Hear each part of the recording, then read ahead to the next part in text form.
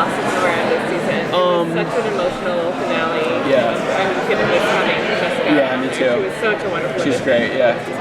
I think he's kind of in denial about it. Like he's kind of just doing his best to move forward and do all the good in the city and for the team that he can, and kind of bury it for now, which isn't obviously the best way to handle it. And we kind of see Iris, who also is probably not handling it in the most healthy way, kind of confront the fact that the only way we're going to really get over this is if we kind of come together to get over it, because I think we've both kind of isolated ourselves after it happens, because it messed with us so much. So we're going to kind of see us on different pages initially, and then come together and try to find a way to get over it. And then can you talk about Barry's journey this season? Because he went on a whole emotional roller coaster entire season. Yeah, I mean, I don't know too much about my overall arc this season. No, I mean the last season. Oh, this past season. Yeah. Yeah. We're not going to talk about next season. No, it was nuts. Yeah, I mean, last season was complicated for me as an actor too, because it's like we introduce.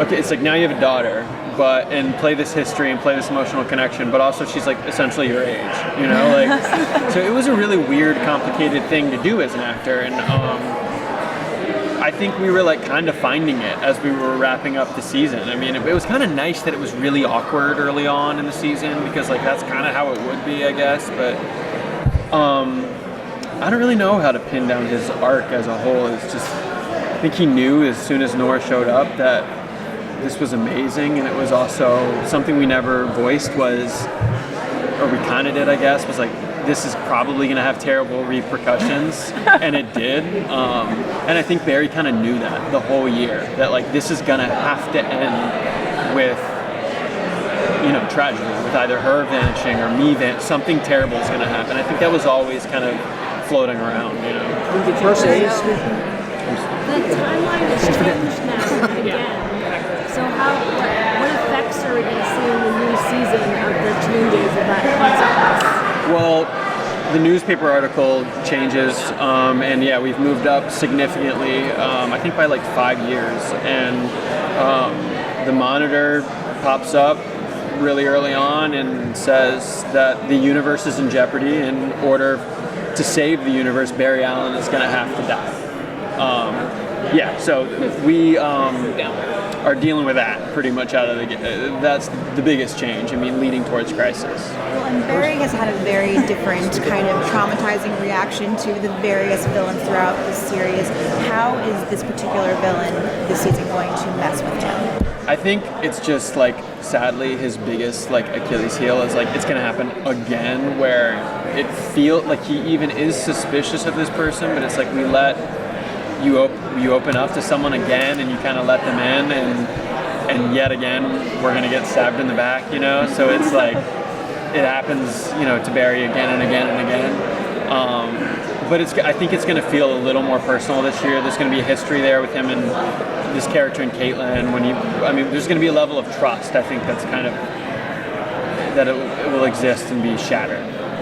Personally, for you, about this crossover, not for details of the person, just given the fact that you are a major Superman fan. Yeah. What is your feeling about the fact that we're going to have Brandon Routh and Tyler? Brandon actually texted me like 3 or 4 days before that was announced, and he was like, I wanted to tell you first because I know that you're going to be like really excited about this, and he sent a mock-up of the suit he's going to be wearing to me.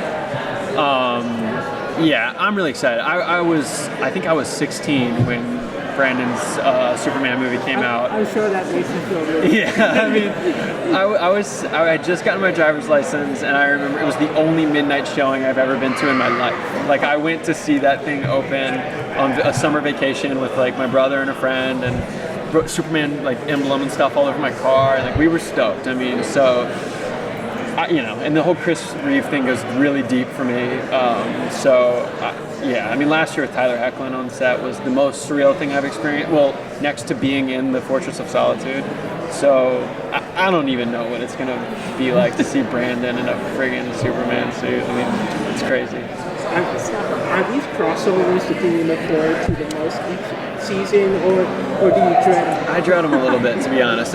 Once you find yourself in them, like especially last year, because we did all those role reversal stuff, and we laughed a lot. We had a lot of fun, more than in the past, to be honest, because it's a logistic nightmare. I mean, productions have to make a lot of sacrifices. Like, there have been times where you work on 3 shows in a day, but there have been times where I'm like shooting a group scene with the Legends or whatever, and as soon as my coverage is over, like, they send me to Flash, and like then everybody else has to act like with a acting double, photo double, like, and they're shooting over him, and like, and nothing against whoever the photo double is, but it's like, that's not their scene partner. So like stuff like that is tough and like hard to deal with throughout the crossovers.